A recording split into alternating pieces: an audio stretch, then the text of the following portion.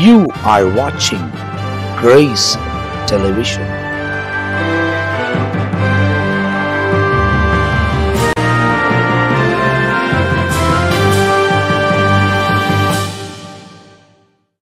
இன்றைக்கு நாம் மரம் என்ன சொல்லக்கூடிய தலைப்பிலே ஒரு சில காரியங்களை தியானிக்க போகிறோம். The tree. அதுக்கு முதலாவது பகுதி எது அப்படி என்பதை நான் உங்களுக்கு போன வாரத்துக்கு முந்தின வாரம் உபவாச கூட்டத்தில் உட்காரும்போது ஒரு சில காரியத்தை அன்னைக்கு வந்தவர்களோடு கூட நான் பகிர்ந்து கொண்டேன். ஏதேன் என்ற தோட்டத்திலே ஆண்டவர் மனுஷனை படிப்பதற்கு முன்பதாக எல்லாவற்றையும் படைத்து விட்டார். எதை தான் கடைசியாக படித்தார்? யாரை கடைசியாக படித்தார்? நமக்கு முன்னே எதெல்லாம் படிக்கப்பட்டது? எல்லாமே படிக்கப்பட்டது. அப்போ பூனை நாய் எல்லாம் பூனை நாய் பறவை மீன் மிருகங்கள் பாம்பு பூச்சி கொசு இதெல்லாம் கூட எப்போ படிச்சுட்டார் ஆண்டவர்? நமக்கு முன்பதாகவே படைத்திருக்கிறார். நாம தான் அவர் படைப்புல கடைசி படைப்பு. ஆனால் கடைசியாய் படைக்கப்பட்டிருக்கிற நம்மை ஆண்டவர் சொந்த சாயலாய் படைத்து விட்டார். சொந்த சாயலாய் படைத்ததும் இல்லாமல் நம்முடைய நாசியிலே தன்னுடைய சுவாசத்தை தேவன் ஊதினார். அவர் ஊதின உடனே நாம் ஜீவ ஆத்துமாவாய் மாறிவிட்டோம். ஆமென். அவர் ஊதின உடனே நாம் ஜீவ ஆத்துமாவாய் மாறிவிட்டோம். அப்ப வேதத்தில் நீங்கள் வாசித்து பார்க்கும்போது அவர் ஊதினபடியால் நம்ம ஜீவ ஆத்துமாவை மாறினோம். மனுஷங்கிட்ட எல்லா பொறுப்பும் தேவன் கொடுத்தார் என்பதை ஆதியாகமத்தில் வாசிக்கிறோம். வசனமாக போனோன்னா ரொம்ப லேட் ஆயிரும். ஆதியாகமம் 2ஆம் அதிகாரம் 16ஆம் வசனத்தை எடுத்து வாசித்து பாருங்கள். தேவனாகிய கர்த்தர் மனுஷனை நோக்கி நீ தோட்டத்தில் உள்ள சகல விருட்சத்தின் கனியையும் புசிக்கவே. நீங்க நல்லா கவனிக்கணும். அவர் என்ன சொல்றாருன்னா மனுஷனை நோக்கி அப்படின்னா என்ன அர்த்தம்? மனுஷனை பார்த்து அப்படின்னா என்ன அர்த்தம் தெரியுமா? அவர் நம்மை பார்க்கிற தேவன். ஆமென். அதுதான் அந்த இடத்துல ஆகார் நீர் என்னை காண்கிறவர், நீர் என்னை காண்கிறவர். இந்த ஆகாருக்கு கண்ணு திறக்கப்பட்டதா ஊற்று திறக்கப்பட்டதா? கண்ணு திறக்கப்பட்டது. ஊற்று அங்கே தான் இருந்துச்சு. ஆண்டவர் ஆகாருக்கு ஊற்ற திறக்கல, கண்களை திறந்தார். திறந்த உடனே ஊற்ற பார்க்கிறாள். நமக்கு தேவையானவைகள் நம்மளை சுற்றி தான் இருக்குது. திறக்கப்பட வேண்டியது நம்முடைய கண்கள். அந்த கண்கள் திறக்கப்படுமானால் இந்த உலகத்தில் தேவனை சார்ந்த பிள்ளைகளாய் தெளிவாய் வாழ்வதற்கு தேவன் இரக்கம் பாராட்டுவார். அவளுக்கு அந்த கண்கள் திறக்கப்படுவதற்கு அவள் கர்த்தரை நோக்கி பார்த்து விண்ணப்பம் பண்ணினாள். நானும் என் குமாரனும் மடிந்து போகிறோம், இரக்கம் செய்யும் என்று கேட்டாள். கர்த்தர் கண்களை திறந்தார். அவளுக்கு பக்கத்தில் இருந்த ஊற்றின் மூலமாய் அவர்கள் தாகம் தீர்க்கப்பட்டது. அப்ப ஆண்டவர் நம்மளை படைத்து விட்டு கடைசியா படைத்து விட்டு மனுஷனை பார்த்து சொல்றாரு, அவர் அவனை நோக்கி நீ தோட்டத்தில் உள்ள சகல. அந்த வசனத்தை ஃபர்ஸ்ட் அப்படியே வாசிங்க பாருங்க. தேவனாகிய கர்த்தர் மனுஷனை நோக்கி. யாரை நோக்கி? மனுஷனை நோக்கி நீ தோட்டத்தில் உள்ள சகல விருட்சத்தின் கனியையும்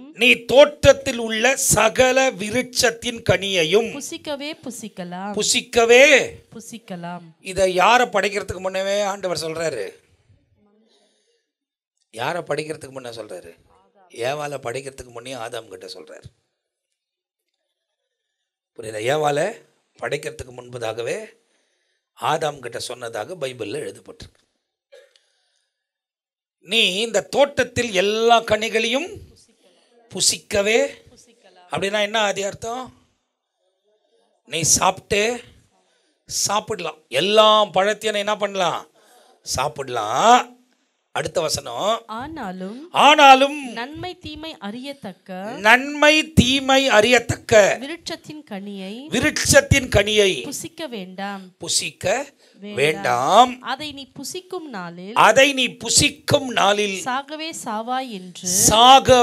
சாவாய் என்று கட்டளையிட்டார். அதை புசிக்கும் நாளிலே நீ சாகவே சாவாய் அப்படின்னு கட்டளையிட்டார். இதெல்லாம் ஆவியானவர் உணர்த்துகிறதுக்காக நான் கர்த்தரை ஸ்தோத்திரிக்கிறேன். இப்போ உங்ககிட்ட பேசிக்கொண்டே இருக்கும்போது ஆண்டவர் என்ன உணர்த்துறாரு, இதுவே நான் அப்படி யோசிக்கல. என்ன சொல்றாரு அப்படின்னா, அதை சாப்பிடும் நாளிலே நீ சாகவே. கர்த்தருக்கு 1000 வருஷம் எத்தனை நாளா? யார் அதை சொல்றது? பேதுரு சொல்றார். கர்த்தருக்கு 1000 வருஷம் ஒரு நாள். அத்தை சாப்பிடும் நாளிலே நீ சாகவே. அப்போ எப்போ செத்துட்டார் இவரு? உடனே செத்துரல, உயிரோட தான் இருந்தாங்க. ஆனா மரணம் நேரிட்டது. எப்போ நேரிட்டது? 930வது வருஷத்துல. 1000 வருஷம் கூட அவன் பிரவேசிக்கல. கர்த்தருடைய ஒரு நாள் முழு முடியல. அந்த நாளுக்குள்ளவே அவன் தன் மரணத்தை சந்தித்தான். கர்த்தருடைய பார்வையில் 1000 வருஷம் ஒரு நாள். அப்ப ஆண்டவர் சொன்ன வார்த்தையின்படி அந்த ஒரு நாளுக்குள்ளாகவே, தேவனுடைய ஒரு நாளுக்குள்ளாகவே இவன் மரித்து போயிருக்கிறதை வேதத்தில் எழுதப்பட்டிருக்கிறது. 1000 வருஷத்தை எவனாகிலும் தாண்டவில்லை. மித்தசுலா மாத்திரம் 969 வருடங்கள் வாழ்ந்திருக்கிறார். மீதி பேர் எல்லாம் அதுக்குள்ளாகவே மரித்து போனார்கள். அப்ப தேவன் அவனுக்கு சொன்ன காரியம் சத்தியம். இந்த கனியை மாத்திரம் நீ புசிக்க கூடாது, மீதி எல்லா கனியும் நீ புசிக்கலாம் சொல்லிவிட்டு ஆண்டவர் 24ஆம் வசனத்தில் ஏவாளை படைக்கிறார். வாசிங்க பார்க்கலாம். 24ல இது நிமித்தம் புருஷன் தன் தகப்பனையும். அதுக்கு முன்னையே ஆண்டவர் இந்த காரியத்தை சொல்லிவிட்டு படைக்கிறார். ஆனா 25வது வசனத்தை நீங்க வாசிக்கும் போது ஆதாமும் அவன் மனைவியும் ஆகிய இருவரும் நிர்வாணிகளாயிருந்தும் வெட்கப்படாது இருந்தார்கள். அவர்கள் 2 பேரும் நிர்வாணியாயிருந்தும் அவர்கள் வெட்கப்படாத இருந்தார்கள் என்று எழுதப்பட்டிருக்கிறது. நீங்க தொடர்ந்து வசனங்களை வாசிக்க 3ஆம் அதிகாரத்தில் தோட்டத்துக்குள்ள ஒருவன் என்ட்ரி ஆகிறான். சர்பத்தின் வாயிலா என்ட்ரி ஆகிறான். இந்த முறை அவன் தோட்டத்துக்குள் உள்ள வரும்போது, சர்பத்தின் வாயிலா வரும்போது, இந்த சர்பத்துக்கு கால்கள் இருந்தது. தோட்டத்தை விட்டு வெளியே போகும்போது சர்பத்துக்கு கால்கள் இல்லை, மாற்றப்பட்டது. படைத்தவரே மாற்றிவிட்டார். அதுக்கு காரணங்கள் வேதத்தில் சொல்லப்பட்டிருக்கிறது. இப்ப ஆண்டவர் இவனுக்கு சொன்ன காரியம் என்ன? இந்த தோட்டத்தில் எல்லா கனியும் நீ புசிக்கலாம், ஆனா இந்த மரத்தில் உள்ள கனியை மாத்திரம் நீ தொடவும் கூடாது, புசிக்கவும் கூடாது என்பதை தேவன் சொல்லி வைத்திருந்தார். ஆனால் சர்பம் 3ஆம் அதிகாரம் 1ஆம் வசனத்தை நீங்கள் எடுத்து வாசித்து பார்த்தால், தேவனாகிய கர்த்தர் உண்டாக்கின சகல காட்டு ஜீவன்களை பார்க்கிலும் சர்ப்பமானது தந்திரமுள்ளதாய் இருந்தது. அது ஸ்திரீயை நோக்கி நீங்கள் தோட்டத்தில் உள்ள சகல விருட்சத்தின் கனியையும் புசிக்க வேண்டாம் என்று தேவன் சொன்னது உண்டோ என்றது. இப்போ அவன் என்ன சொல்றான்? தோட்டத்தில் உள்ள சகல கனிகளையும் ஆண்டவர் என்ன சொல்லிட்டார்? இதை மாத்திரம் புசிக்காது, எல்லாத்தையும் நீங்க என்ன பண்ணலாம். ஆனா அவன் என்ன கேட்கறான்?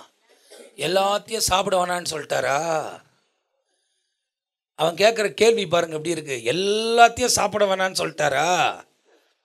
அவன் டைரக்டா என்ன கேட்டிருக்கணும் அப்படின்னாக்கா, இதை சாப்பிட வேணானார் அவன் அவரு அப்படின்னு கேட்டிருக்கணும். ஆனா அவன் தந்திரம் உள்ளவன்.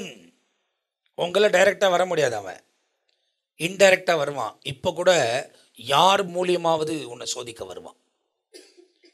யார் மூலியமாக வரான்னு தெரியவே தெரியாது.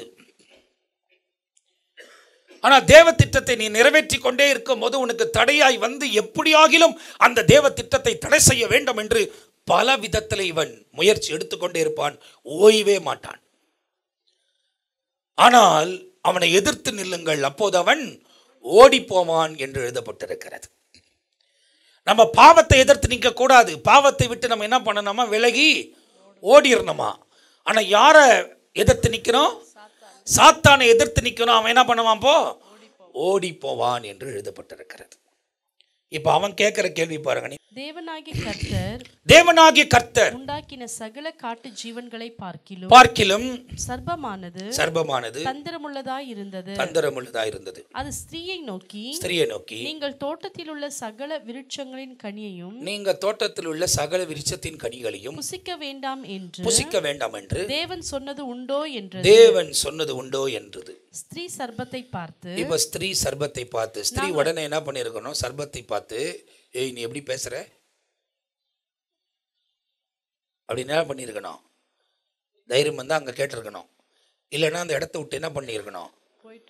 ஓடி போய் என்னங்க இங்கே மரத்தில் அங்கிட்ட ஏதோ ஒன்று பேசுறதுங்க, வாங்க இது வரைக்கும் நீங்கள் பேசுறது தான் கேட்டிருக்கிறேன், இது வரைக்கும் யாரும் பேசுறது கேட்கல, சாயங்காலத்தில் நம்முடைய கர்த்தர் வர்றாரு, அவர் பேசுகிறத கேட்டுக்கிறேன், இப்போ இந்த மரத்துலேருந்து அது என்னவோ லாங்காக்குதுங்க, அது வந்து உட்காந்து அந்த இடத்துலேருந்து என்கிட்ட என்ன பண்ணுது?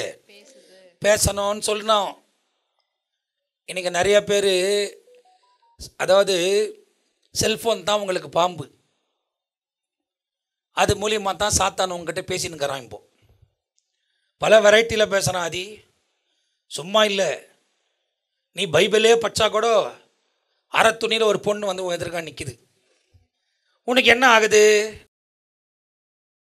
கண்ணெல்லாம் ஸ்டார் அடிக்குது. கண்ணெல்லாம் என்ன அடிக்குது? நீ பச்சனுங்கிறது பைபிள் தான். தந்திரமா இப்போ செல்போனை தான் பயன்படுத்தின்னு வரான், அப்போ பாம்பு பயன்படுத்திட்டான். கடைசி நாட்களின் சர்ப்பம் எது? செல்போன் தான். அதன் மூலியமா தான் இன்னைக்கு நிறைய பேர் ஜனத்தை வஞ்சித்து வச்சிருக்கிறான். இதெல்லாம் என் சொந்த இஷ்டமா பேசல, ஆவியானவர் சொல்லுகிறது உங்களோட கூட பேசிக்கொண்டே இருக்கிறேன். இவ பாம்பு வந்து பேசுது. என்ன பேசுது? இதெல்லாம் புசிக்க கூடாதுன்னு சொல்லிட்டாரான்றது. அதுக்கு ஸ்திரீ அதை பார்த்து, ஸ்திரீ சர்ப்பத்தை பார்த்து நாங்கள் தோட்டத்தில் உள்ள விருட்சங்களின் கனிகளை, இவ பேசந்தே தப்பு. இவ பேசந்தே அறியாதவங்க வந்து உங்ககிட்ட பேசினா நீங்க பேசுறது தப்பு. உடனே அந்த இடத்தை விட்டு நீங்க என்ன பண்ணணும்? விலகி வந்தீங்கன்னா தப்பித்துக் கொள்வீர்கள், இல்லையானால் சிக்கிக் கொள்வீர்கள். அதுக்கு அவள் சர்ப்பத்தை நோக்கி, நாங்கள் தோட்டத்தில் உள்ள விருட்சங்களின் கனிகளை புசிக்கலாம். இப்ப டீட்டெயில் சொல்றா. இது எப்படி ஏவாளுக்கு தெரியும்? ஆதாம் சொல்லியிருப்பார், ஏமா உன்னை படிச்சு எனக்கு கொடுத்துருக்கிறாரு ஆண்டவர், பாரு இந்த தோட்டத்தில் உள்ள எல்லாத்தையும் நம்ம என்ன பண்ணலாம்? புசிக்கலாம். இந்த தோட்டத்தில் உள்ள எல்லாம் நம்ம என்ன பண்ணலாம்? புசிக்கலாம். ஆனாலும் தோட்டத்தின் நடுவில் இருக்கிற விருட்சத்தின் கனியை குறித்து தேவன் நீங்கள் சாகாதபடிக்கு அதை புசிக்கவும் அதை தொடவும் வேண்டாம் என்று சொன்னார். புசிக்கவும் வேண்டாம், தொடவும் வேண்டாம் என்று சொன்னார் என்றாள். அப்போ ஏவாளுக்கு டீட்டெயில் தெரிதா இல்லையா? ஆதாமுக்கு கர்த்தர் சொன்னார், ஏவாளுக்கு யார் சொல்லணும்? ஆதாம் சொல்லணும். இப்போ அவங்க ரெண்டு பேருக்குள்ள நல்லா பேச்சு இருந்துச்சுன்றதை இதில் நல்லா தெரிந்து கொள்ளணும். இன்னைக்கு நிறைய பேர், நிறைய குடும்பங்களில் ஏன் வந்து சீர்கேடுகள் வருதுன்னா, there is no proper conversation. You are muted. You don't speak to each other in a proper way. You put everything, you burst it out where people cannot answer back or speak to you politely, asking or seeking things which has already taken place, which is taking place right now, and which is about to take place.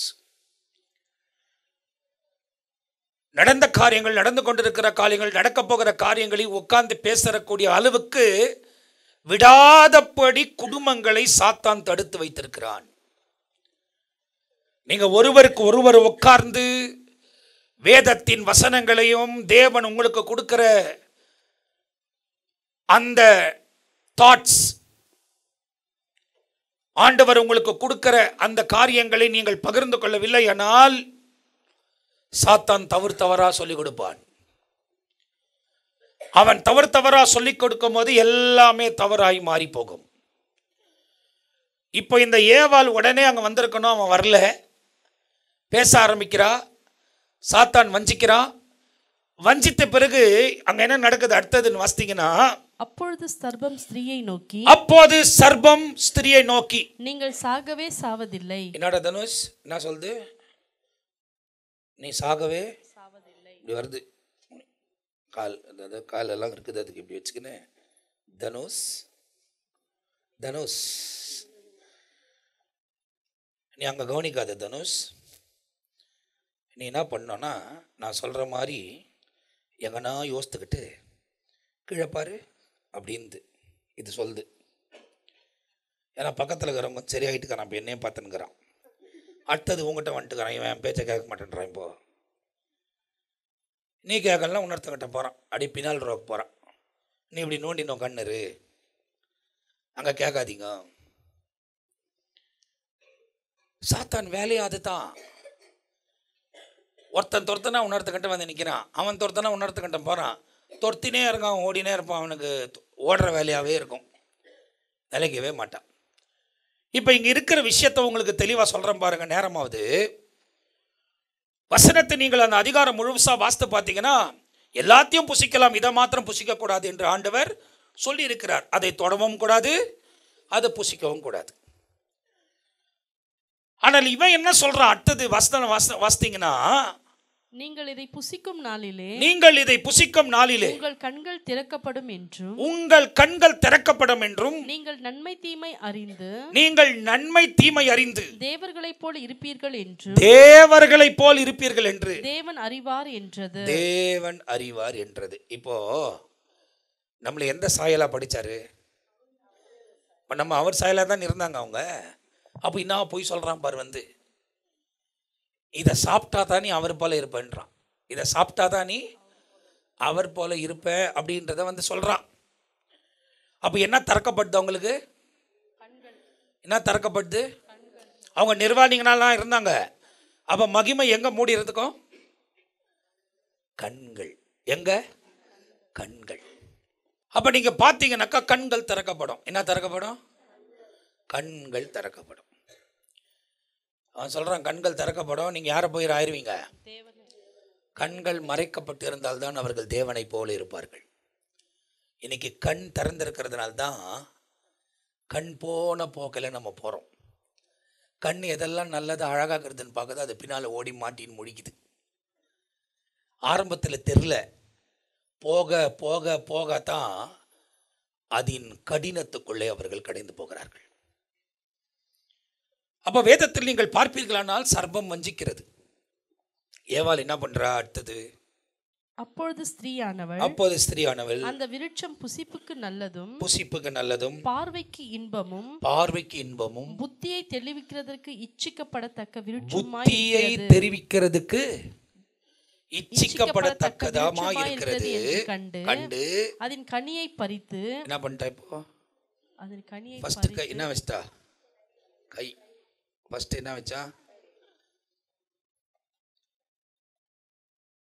இந்த தப்பு பண்றான் பாரு, first என்ன வைப்பான்? நல்லா பாரு, சாத்தான் ஒரே பேட்டர்ன் தான் யூஸ் பண்ணுவான். எப்படி தெரியுமா? இந்த ஃபர்ஸ்ட் கை தான் வைப்பான். அதுக்கப்புறமா அதை எடுத்து புசித்து தன் புருஷனுக்கும் கொடுத்தாள். அவனும் புசித்தான். எடுத்து புசித்து தனக்கு புருஷனுக்கும் கொடுத்தாள். அதாவது புருஷன் பக்கத்தில் இருந்திருப்பாரா? எடுத்து புசித்து ஓடி வந்து, அத்தான் நான் இதை புசித்து விட்டேன், தான்களும் புசியுங்கள். அவன் அந்த மரத்தில் அர்த்தம் வந்தியா என்னன்னு கேட்டானா என்னன்னு தெரில.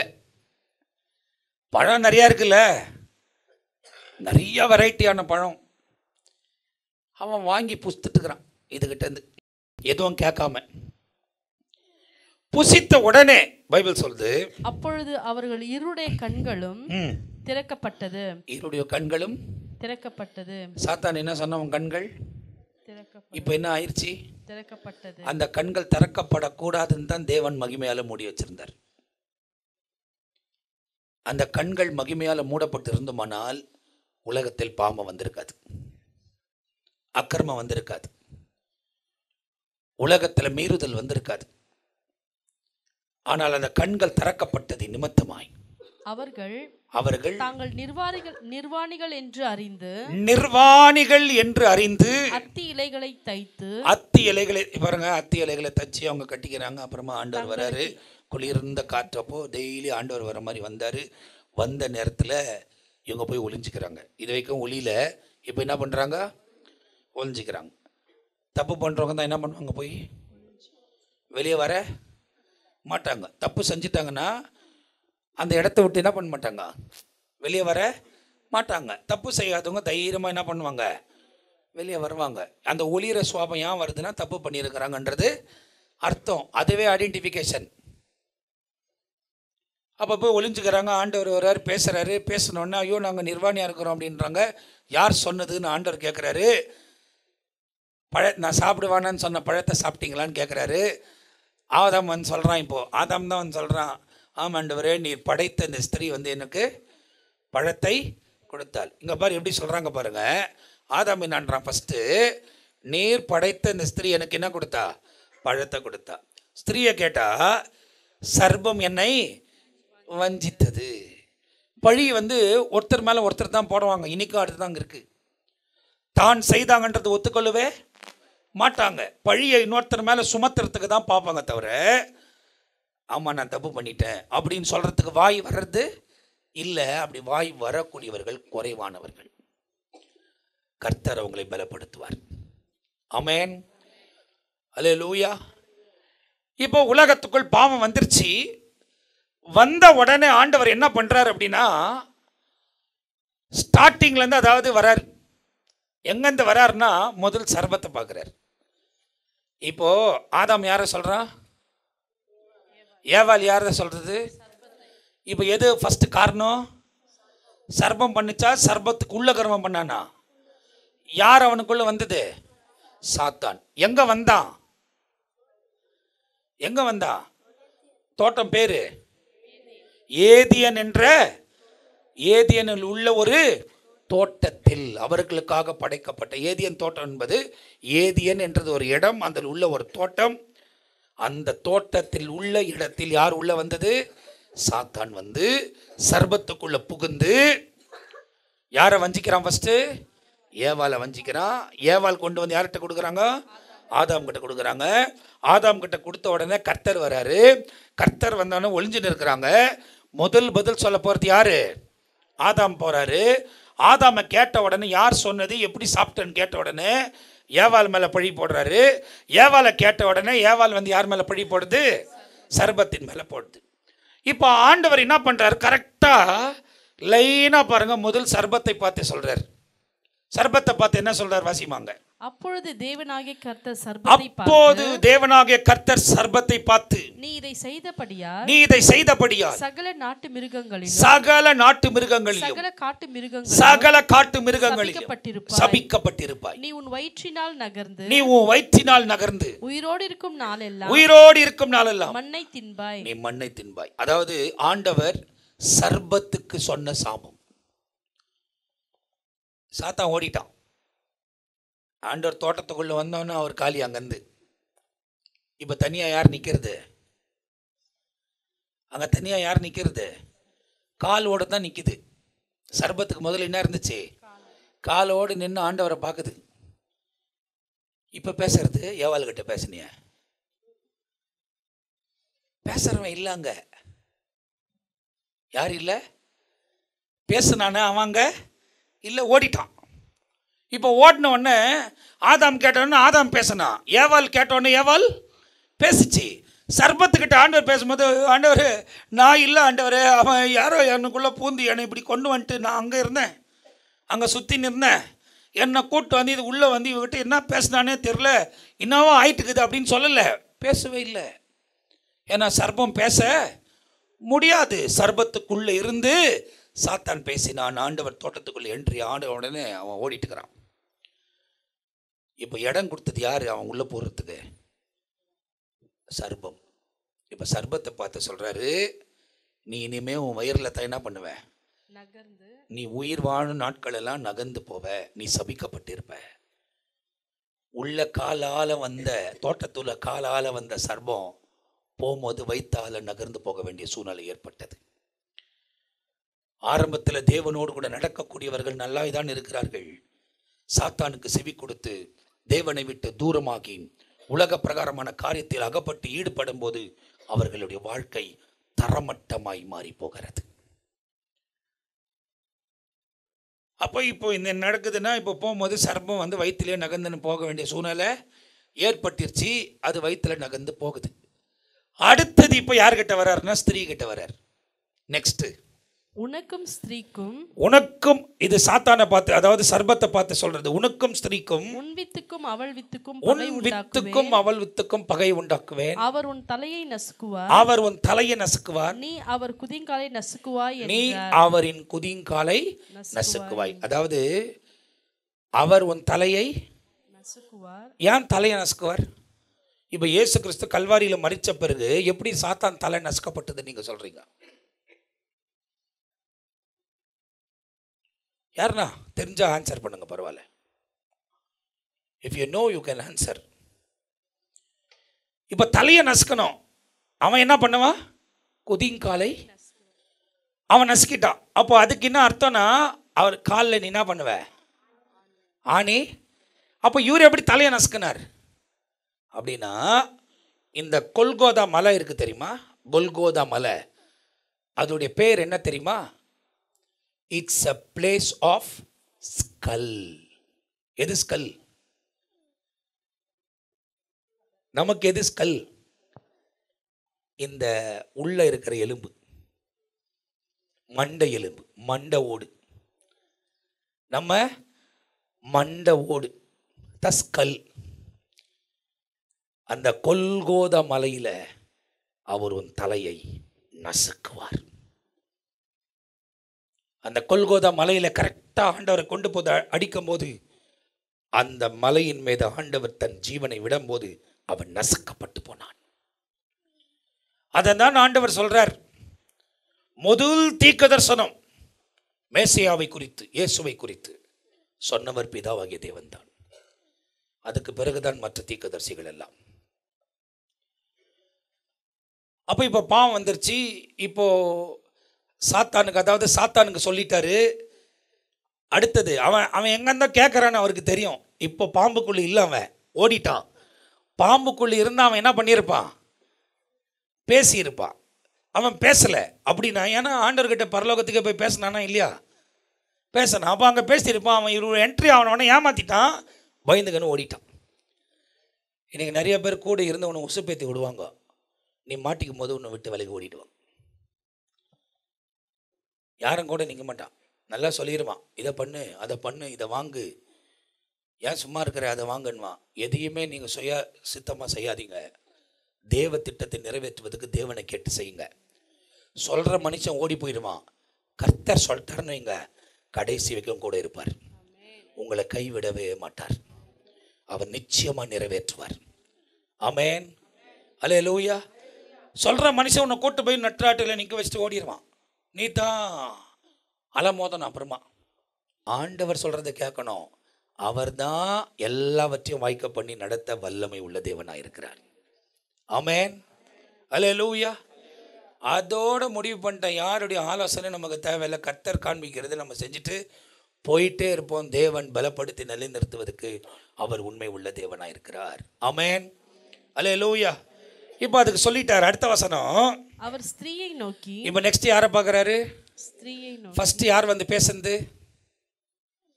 எஸ், ஆண்டவர் உள்ள வந்தபோது யார் வந்து பேசுனது? ஆதாம். யார் வந்து பேசுனது? ஆண்டவரோட யார் பேசுனது? ஆதாம். ஆதாம் யாரை சொன்னாரு? ஏவாள் யாரை சொல்லுச்சு? இப்போ சர்பம் தானே இடம் கொடுத்து உள்ள கொண்டு வந்துச்சு. அதுக்கு முதல் சர்பத்துக்கு விட்டார் அடி. இப்போ சர்பத்தின் பேச்சை கேட்ட அம்மா கிட்ட வர்றார்.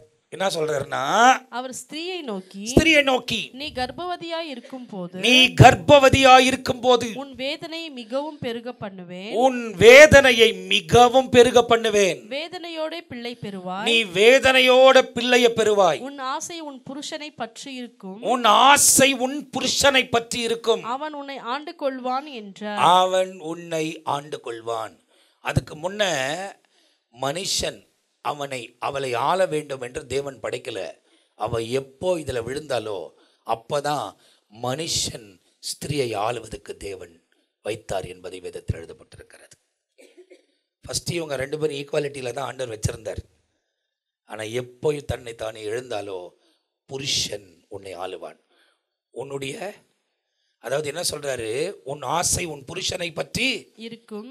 அவன் உன்னை ஆண்டு கொள்ளுவான் என்றார். உன் ஆசை உன் புருஷனை பற்றி இருக்கும், அவன் உன்னை ஆண்டு கொள்வான். இது ஸ்திரீ கூட்ட சாபம். அடுத்தது வராரியா? பின்பு அவர் ஆதாமை நோக்கி, நீ உன் மனைவியின் வார்த்தைக்கு செவி கொடுத்து புசிக்க வேண்டாம் என்று. இப்ப பாரு, நீ உன் மனைவியின் வார்த்தைக்கு செவி கொடுத்து புசிக்க வேண்டாம் என்று நான் உனக்கு விலக்கின விருட்சத்தின் கனியை புசித்தபடியினாலே பூமி உன் நிமித்தம் சபிக்கப்பட்டிருக்கும். நீ உயிரோடு இரு ஒரு நிமிஷம் இருங்க. பாம்பை பார்த்து சொல்லிட்டாரு, நீ வயிற்றுல நகர்ந்துன்னு போவ. ஸ்திரியை பார்த்து சொல்லிட்டாரு, நீ கர்ப்பத்தை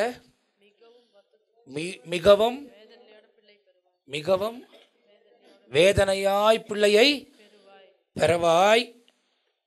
உன் விருப்பம் உன் புருஷனை பற்றி இருக்கும், அவன் உன்னை ஆண்டு கொள்வான். அப்பதான் ஆளுகைய கர்த்தர் மனுஷங்களை கொடுக்குறாரு. கொடுத்தாலும் இப்போ அடுத்தது இவனுக்கு சொல்றாரு, நீ ஸ்திரியின் பேச்சை கேட்டு, என் பேச்சை கேட்காம ஸ்திரியின் பேச்சை கேட்டு, அந்த நான் எதை வானான்னு சொன்னோன்னா அதை நீ புசித்ததுனால பூமி உன் நிமித்தம் சபிக்கப்பட்டிருக்கும். இப்ப யாரால பூமி சபிக்கப்பட்டுச்சு? ஆதாமினால் தான் பூமி சபிக்கப்பட்டுச்சு. ஆண்டவர் முதலாவது இந்த உலகத்தை படைக்கும் போது அழகாதான் படைத்தார். அது வெறுமையாகவும் ஒழுங்கினமாகவும் மாற்றினது சாத்தான். மாற்றினதை ஆண்டவர் ஒழுங்குபடுத்துகிறார். 6 நாட்கள் ஒழுங்குபடுத்தி அதை மனுஷனை 6வது நாட்கள் படித்து அவனிடத்தில் கொடுத்து விட்டுதான் அவர் ஓய்வுக்கு போனார் என்பதை வேதத்தில் எழுதப்பட்டிருக்கிறது. சரி பண்ணி எல்லாவற்றையும் ஒழுங்குபடுத்தி கொடுத்துட்டு போன இந்த பூமியை அவர் ஓய்வுக்கு போயிருக்கிற நேரத்தில் சர்பம் உள்ள நுழைந்து, சர்பத்தின் வழியாய் சாத்தான் உள்ள நுழைந்து ஏவாளோட பேசி, ஏவாள் மூலியமா ஆதாமை கரைப்படுத்தி, தேவன் வந்தபோது ஒளிந்து கொள்ளக்கூடிய ஒரு சுபாவத்தை உண்டு பண்ணி அவருக்கு முன்ன நிற்கக்கூடாத பாத்திரங்களாய் போனார்கள். ஆதாமின் நிமித்தமாய் இந்த பூமியின் மீது சாபம் வந்தது. அப்ப நம்ம வாழ்ந்து கொண்டிருக்கிற பூமி என்ன பூமி? இப்ப இருக்கிற பூமி என்ன பூமி? அதுக்கு தான் வெளிப்படுத்தின விசேஷத்துல 1000 வருஷம் அரசாட்சியெல்லாம் ஆயிட்ட பிறகு, 1000 வருஷம் அரசாட்சியெல்லாம் ஆயிட்ட பிறகு ஆண்டவர் புதிய வானத்தையும் புதிய பூமியும் உண்டாக்குகிறார். அதில் திரும்ப மனுஷன் வைக்க மாட்டார். என்னை பொறுத்த வரைக்கும் மனுஷனை படிக்கிறதுக்கு முன்னவே வானம் பூமியும் இருந்துச்சு. அதை ஒழுங்கினமாக வெறுமையாக பண்ணிட்டதுனால என்ன பண்ணார், அதை சரி பண்ணி இது இப்படியே விட்டோன்னா திரும்ப வந்தவன் என்ன பண்ணுவான், எல்லாவற்றையும் நாசம் பண்ணிடுவான். அதுக்கு நம்ம என்ன பண்ணுவோம், மனுஷனை படைப்போம். படித்து அவன் செஞ்சு கொண்டிருந்த வேலையை இவன் என்ன பண்ணுவான், நமக்கு செய்வான் தான். இவன் என் துதியை சொல்லி வருவான். சாத்தானுக்கு என்ன, என் வேலையை நீயே எடுத்துக்கினியா, நீ எப்படி பண்றன்னு பார்க்கறேன் நான். நிறைய பேருக்கு அது வருது தானே, அந்த சுவாபம் வருது தானே. பார்க்கறேன் போ, நீ தான் அங்குற. அப்போ என் வேலையை நீ எடுத்துக்கினான் தான் மனுஷனை சபித்து மனுஷன் மூலியமாய் பூமியை மீண்டுமாய் சபிக்க வைக்கிறார். இந்த சாபம் இந்த பூமி மேல வந்ததுக்கு காரணம் ஆதாம் என்பதை வேதத்தில் எழுதப்பட்டிருக்கிறது. இப்ப முதல் பகுதியில் நீங்கள் வாசிக்கும் போது மனசுல வச்சுக்கொள்ளணும், தோட்டம், மரம், மரத்தின் கனி, சாத்தான், வஞ்சிக்க தெரிந்து கொண்டது சர்ப்பம், வஞ்சிக்கப்பட்டது ஏவாள், அடுத்தது ஆதாம். நல்லா மனசுல வச்சுங்க. இப்படிதான் இந்த பூமிக்குள்ள பாவம் வந்து இந்த பூமி சபிக்கப்பட்டது. இதை நிவர்த்தி பண்ணுவதற்கு தான் பிதாவாகிய தேவன் உன் வித்துக்கும் ஸ்திரீயின் வித்துக்கும் பகையை உண்டாக்குவேன் என்று ஆதியாகமத்திலே அவர் சொந்த நாவினாலே தீர்க்க தரிசனம் உரைத்திருந்தார். இது நிறைவேறுவதற்கு ஏறக்குறைய 4000 வருஷமாகுது. ஆண்டவர் பொறுத்த வரைக்கும் 4வது நாள். ஆண்டவரை பொறுத்த வரைக்கும் 4வது நாள். நமக்கு தான் 4000 வருஷம், ஆண்டவருக்கு எத்தனை வருஷம்? ஏன்னா அதுதான் ஆண்டவர் வந்து ஆதாமுக்கு சொல்றாரு, இதை சாப்பிடும் நாளிலே நீ சாகவே. அப்போ அவன் சாப்பிட்ட உடனே என்ன பண்ணியிருக்கணும்? சாப்பிட்ட உடனே என்ன பண்ணியிருக்கணும்? செத்து இருக்கணும். நம்ம கணக்கில் அவன் 930 வாழ்ந்தான், ஆண்டவர் கணக்கில் அந்த நாளுக்குள்ளேயே அவன் செத்துட்டான். ஏன்னா அவருக்கு 1000 வருஷம். நீங்கள் புரிஞ்சுக்கிறோன்னு தான் திரும்ப சொல்கிறேன். 1000 வருஷம் அவருக்கு. அந்த ஒரு நாளுக்குள்ளேயே ஆதாம் செத்து போகிறான். ஆண்டவர் நம்மளை முதலாவது சாவுக்காக படைக்கல, நம்ம நித்திய பிறவிகளாய் தான் இந்த உலகத்தில் வாழ்வதற்கு தேவன் படைத்தார். ஆனால் மரணத்தை தெரிந்து கொண்டது நாம் தான். முதலாவது ஆதாம் மூலியமாய் இந்த உலகத்துக்குள் பாவம் வந்தது. எதன் வாயிலா வந்தது? எங்க வந்தது? தோட்டத்தில் வந்தது. ஒரு மரத்தின் கனியினால வந்தது. அந்த மரத்தின் கனியின் மூலியமாய், சர்பத்தின் மூலியமாய் அசுத்தாவி, அதாவது சாத்தான் புகுந்து வஞ்சித்து மனுஷர்கள் மூலியமாய் இந்த உலகத்தில் பாவம் வந்து விட்டது. இது அதே மாதிரி மீட்கணும். முள்ளால எடுக்கணும். 4000 வருஷத்துக்கு பிறகு பிதாவின் சித்தத்தின்படி 4வது நாளிலே இயேசு உலகத்துக்குள் வரார். பைபிளில் ஏற்கனவே சொன்ன மாதிரி பழைய ஏற்பாட்டில் எத்தனை அதிகாரங்கள் இருக்கு? The Old Testament of the Bible has 929 chapters in Standard Pentecost Bibles. எத்தனை இருக்கு?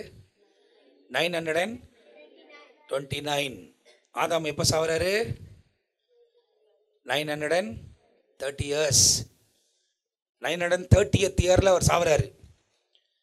மத்தேயு எழுதின சுவிசேஷம் கண்டினியூவா போட்டோம்னா எத்தனாவது? அதாவது ஃபர்ஸ்ட் சாப்டர் எத்தனாவது வரும்? இப்போ மல்கையால கடைசி புத்தகம் 929னா மேத்யூ எத்தனாவது வரும்? மேத்யூ எத்தனாவது வரும்? 900. இது என்ன தெரியுமா சொல்லி கொடுக்குது? The first Adam died, the second Adam is present. முதல் ஆதாம் மரித்தான், பிந்தின ஆதாம் உலகத்துக்குள் பிரவேசித்தார்.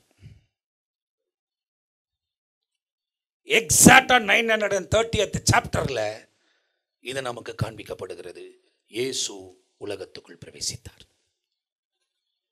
அதே மாதிரி 39 புத்தகம். எத்தனை புத்தகம்? 39 புக்ஸ். மேத்யூ காஸ்பல் எத்தனாவது புத்தகமா சொல்லலாம்? 40வது.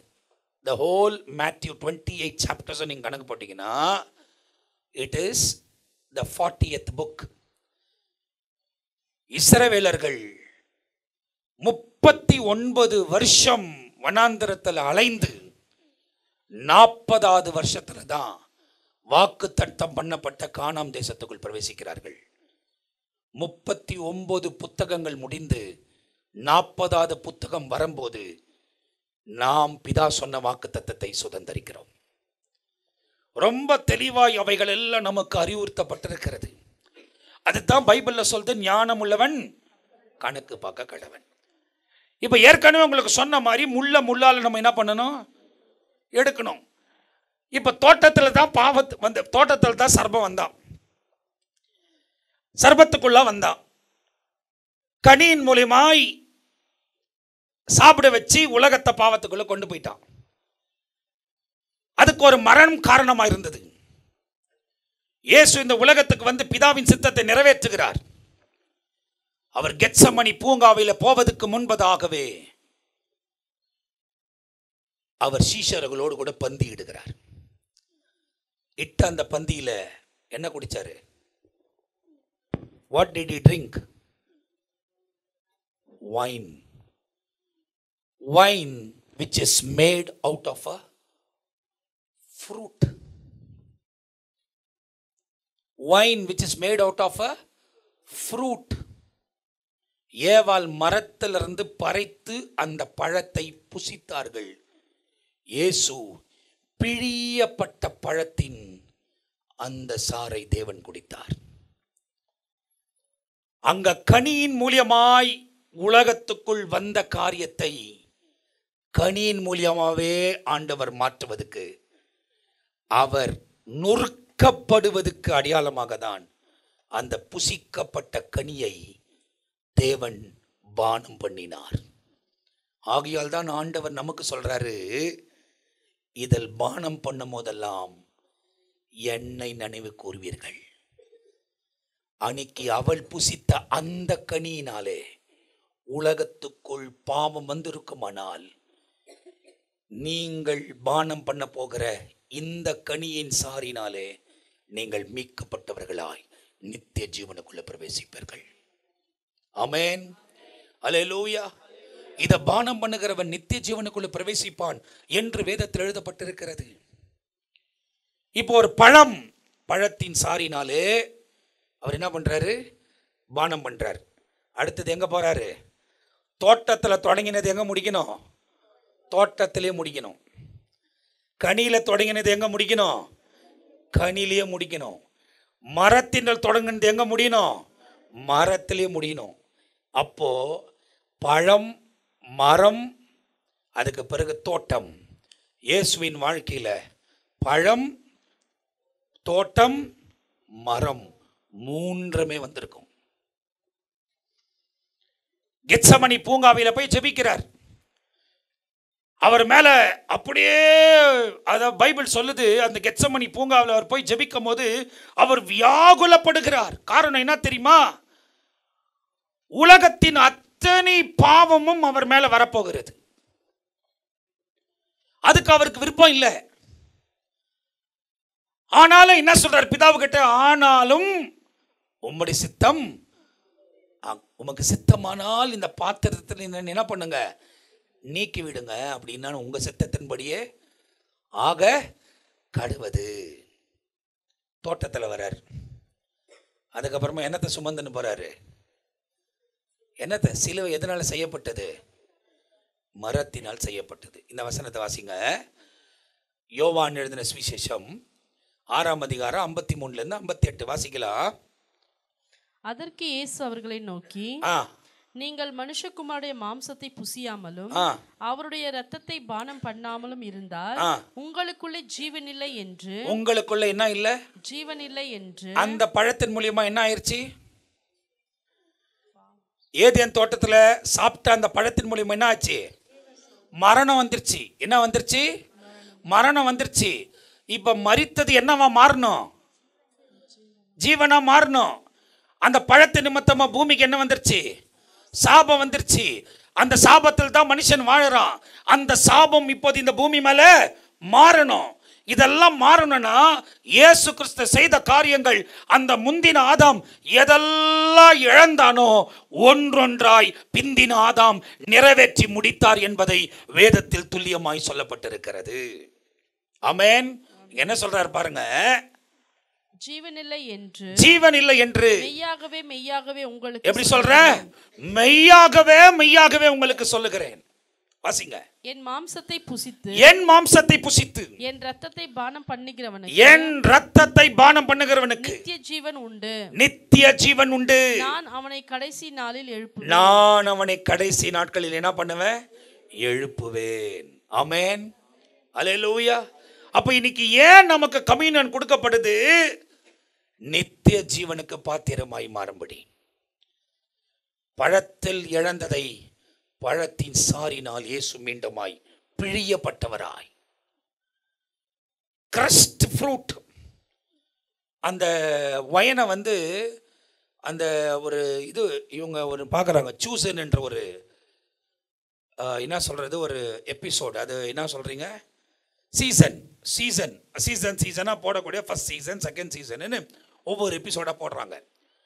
அந்த நாட்களிலே அவங்க எப்படி க்ரஷ் பண்ணாங்கன்னா, நல்லா என்ன பண்றாங்க, காலை கிளீனாக கழுவிக்கின்னு என்ன பண்றாங்க, மெரிக்கிறாங்க. அதில் வரக்கூடிய சாரை தான் அங்கே ஒயினா கொண்டு போய் உபயோகப்படுத்துறாங்க, ஃபில்டர் பண்ணி. அப்படி பிழியப்பட்டவராய் இயேசு தன்னை ஒப்பு கொடுத்ததுனால தான் கடைசி சொட்டு ரத்தம் கூட அவருக்குள்ள இல்லை, தண்ணி வெளியே வந்துருச்சு. எல்லாவற்றையும் பிழிந்து எடுக்கக்கூடிய அளவுக்கு இயேசு நமக்காக ரத்தம் சிந்தி இருக்கிறார். He was crushed on the cross as a fruit, as a grape is being crushed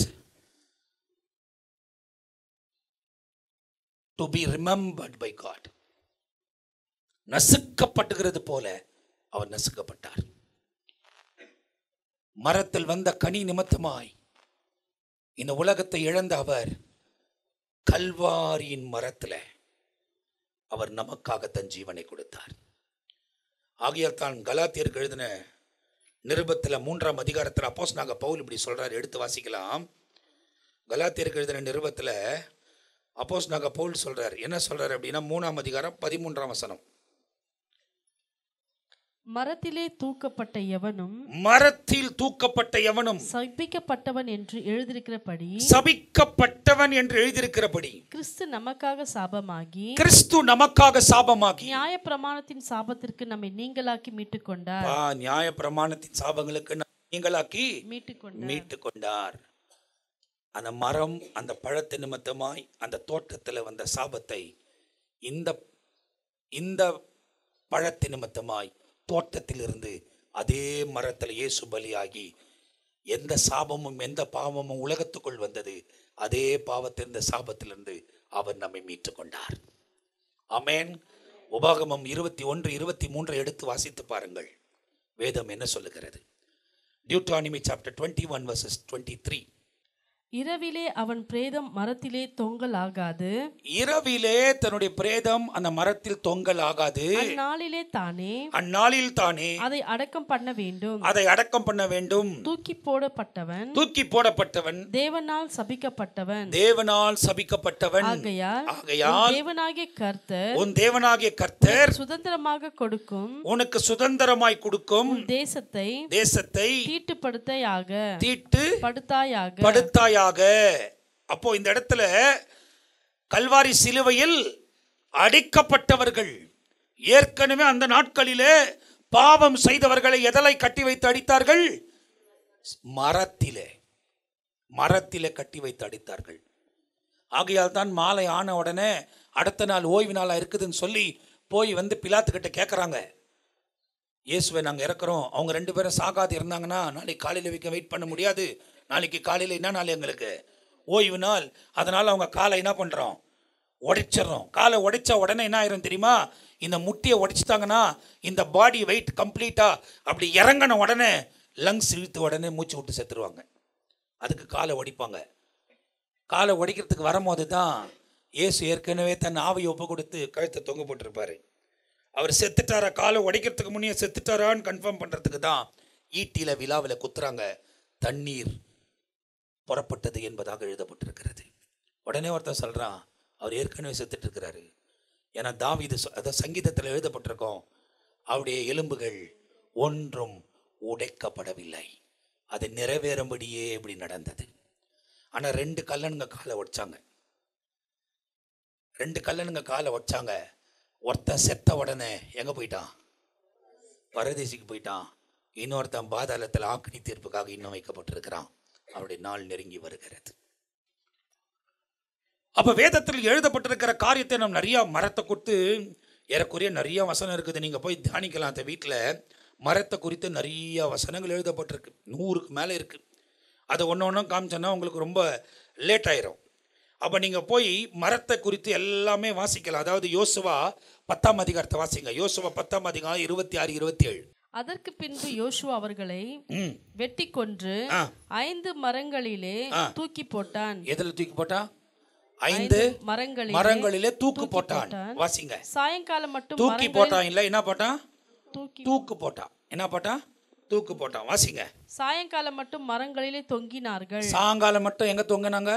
மரங்களில் தொங்கினார்கள். சூரியன் அஸ்தமிக்கிற வேளையிலே யோசுவா அவர்களை மரங்களிலிருந்து இறக்க கட்டளையிட்டான். மரங்களிலிருந்து இறக்க கட்டளையிட்டான். அவர்கள் ஒளித்துக் கொண்டிருந்த கெபியிலே அவர்களை போட்டு இந்நாள் வரைக்கும் இருக்கிறபடி பெரிய கற்களை கெபியின் வாயிலே அடைத்தார்கள் என்று எழுதப்பட்டிருக்கு.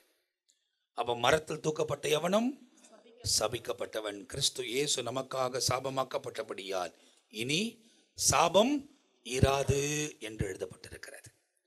அப்போ இந்த காரியத்தை நீங்கள் யோசித்து பார்த்தீங்கன்னா, எது ஒன்று ஆண்டவர் தொடங்கினாலும், மனுஷனால் எது ஒன்று வந்தாலும் அது இயேசு மீட்பதுக்கு அவர் சர்வ வல்லமுள்ளவராக இருக்கிறார். ஒருவேளை இன்றைக்கு இந்த வருஷத்தின் ஆரம்பத்தில் பல கடினமான சூழ்நிலைக்குள்ளே நம்ம பிரவேசிக்க போகிறோம். லாக்டவுன் வரும். அடைக்க போகிறாங்க. மரணங்கள் நிறைய ஏற்படும்.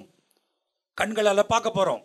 வெகு சீக்கிரத்தில் மனிதர்கள் அலைச்சல் படுகிறதையும் இங்கே அங்கே ஓடுகிறத நம்ம பார்க்க போகிறோம். பற்றாக்குறைகள் வரும். ஆனால் ஆண்டவரை நம்பி இருக்கிறவங்கள கர்த்தர் போஷிக்க போகிறார், நடத்த போகிறார், வழிநடத்த போகிறார்.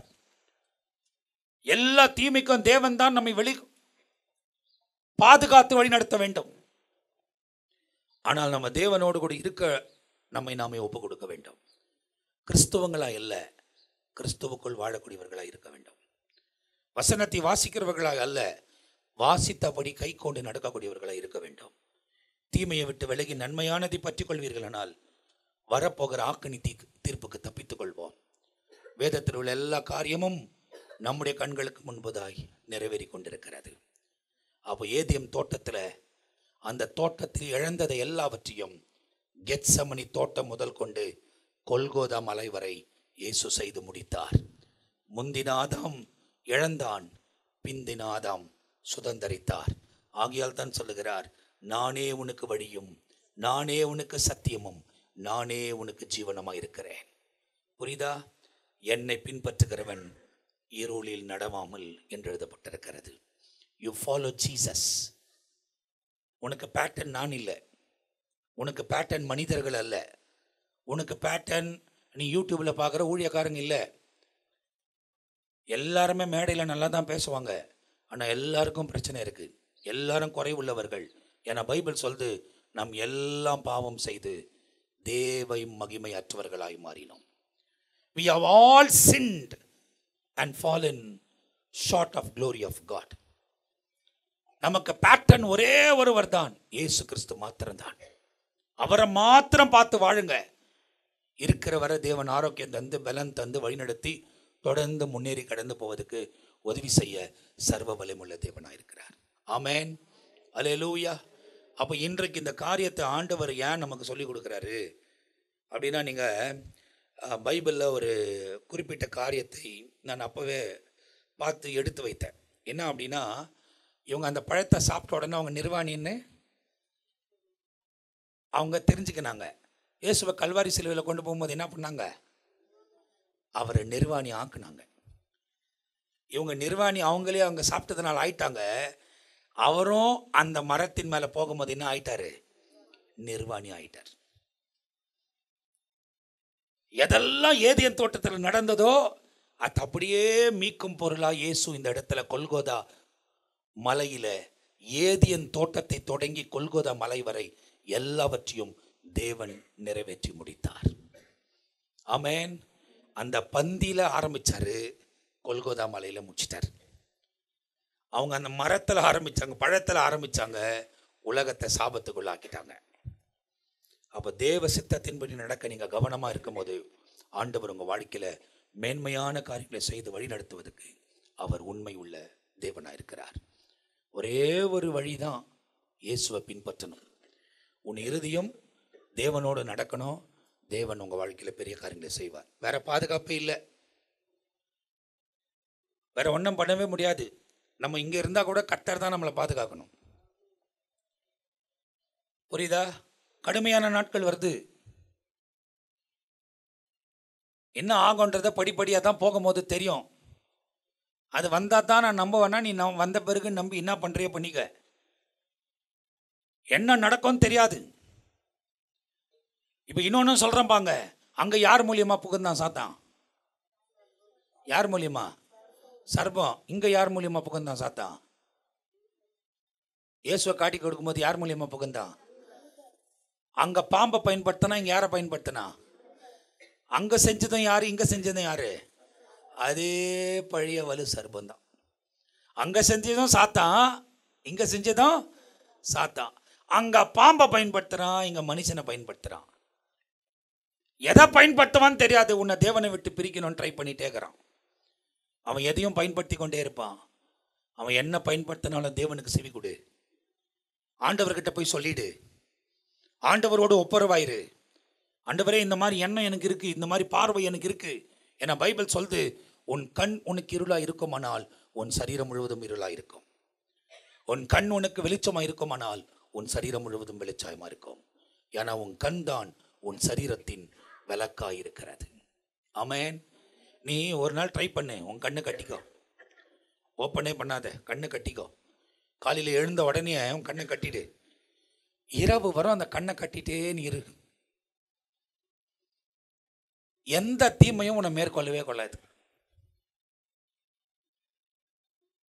எந்த மாதிரி காரியத்தின் மேலும் உன் கவனம் போவே போவாது. ஏன்னா உன் கண்ணு திறந்து இருக்கிறதுனால தான் உன் கண்ணு அங்கேயும் இங்கேயும் எங்கே போனாலும் நமக்கு கெச்சது போதும், நமக்கு இருக்கிறது போதும்னு இல்லாமல் பார்க்குறதெல்லாம் அதுதான். கண் போன போக்கெல்லாம் என்ன பண்ணுறது? போயினே இருக்கிறது. துணி கடைக்கு போனாக்கா 1000 துணி போட்டால் கூட சில பேருக்கு என்ன வர்றதில்ல, அந்த சாட்டிஸ்ஃபேக்ஷன் வர்றதில்ல. உன்னை இல்லை, அவன் வெளியே போய் உக்காந்துட்டு நீ எல்லாத்தையும் தேடி எடுத்துக்கு வெளியே ஒன்று எத்தனை வாங்க இங்கே உக்காந்துக்கிறேன், நீ போமான்ட்டு போடுவான்னு நினைக்கிறேன். துணிக்காரனுங்க ஏன் திரும்ப டென்ஷனாக வராங்க? நம்மளை மாதிரி யாருன்னா ஆள் போவாங்க. சில பேர் 1000 துணியில் குறைஞ்சபட்சம் 100 பார்த்துட்டு வேணாம் வேற கடையில் வாங்கிக்கலாம். அதுக்கு தான் அவன் டென்ஷன் ஆகி இங்கே வா ஏன் இழுத்துன்னு போகிறான் உன்னாங்கனாக்கா, உன் மைண்டில் வந்து என்ன இருக்குதுன்னு அவங்ககிட்ட சொல்லியிருந்தோம். நீ அந்த மாதிரி இருக்குதா இல்லையான்னு சொல்லி உன்னை ஒத்திருவான் ஃபஸ்ட்டே வெளியே. போடு பார்க்கலாம். ஏன்னா சாட்டிஸ்ஃபேக்ஷன் வர்றதில்லை. ஆண்டவர் எது கொடுத்தாலும் அது உனக்கு போதுமா? இல்லை. உனக்கு ஒரு மொபைல் ஃபோன் கொடுத்துருக்குறாங்களா, சந்தோஷப்படு. உடனே நானும் ஆப்பிள் ஃபோன் வாங்குவேன்ல, ஆப்பிள் ஃபோன் என்ன ஆப்பிள், அதான் ஏற்கனவே உங்களுக்கு சொல்லிட்டேன். அங்கே பாம்பின் மூலியமாக வந்தான், இங்கே யூதாஸின் மூலியமாக வந்தான், இப்போ உங்ககிட்ட ஃபோனின் மூலியமாக வரான். எல்லாருக்கும் ஃபோன் மேலே ஒரு இடிப்பு. எல்லாருக்கும் ஃபோன் வேணும். உங்ககிட்ட ஃபோன் இருந்தாலும் அடுத்தவங்க ஃபோன் கொஞ்சம் கூட. ஏன்னா என்னன்னா அந்த சர்பம் என்னோட உங்களும் பேசிட்டோம். ஃபோன் தப்பு இல்லைங்க, அதை தப்பாக பயன்படுத்துறது தப்பு. தேவையில்லாத விஷயங்களுக்கு பயன்படுத்துறது தப்பு. தெரியாதவங்களோட ஃப்ரெண்ட்ஷிப் வைக்கிறது தப்பு. மோனி, இன்ஸ்டாகிராமில் 1008 பேர் வருவான், ஹாய் சொல்லுவான், ஹலோ சொல்லுவான், எல்லாம் விட்டு போயிடுவான். யாரும் கடைசி வைக்க நம்மளோட வரவே மாட்டாங்க. ஏன்னா நீங்கள் எடுக்கிறது வந்து ஃபோட்டோவில் பியூட்டினது என்ன சொல்கிறீங்களா, என்ன போடுறீங்க? பியூட்டி ஆப்புங்களை போட்டு ஃபில்டராக பண்ணி காமிக்கிறீங்க. அந்த ஃபில்டரில் உன்னை பார்க்குறவன் மதிமயங்கி அவனும் ஃபில்டர் போட்டு எடுத்து உனக்கு அனுப்புகிறான், உனக்கும் தெரில. அவன் ரோட்டில் போகிற வண்டி கிட்டலாம் ஃபோட்டோ எடுத்து உனக்கு அனுப்புகிறான். நீ என்ன யோசித்துக்கிற? அவன் நீ யோசித்துக்கிற. அவன் எந்த வீடு அழகாக இருக்குதோ அங்கே ஒரு நின்று ஒரு ஃபோட்டோ எடுத்து அவன் எடுக்கிறான், அந்த வீடு அவன் நீ யோசித்துக்கிற.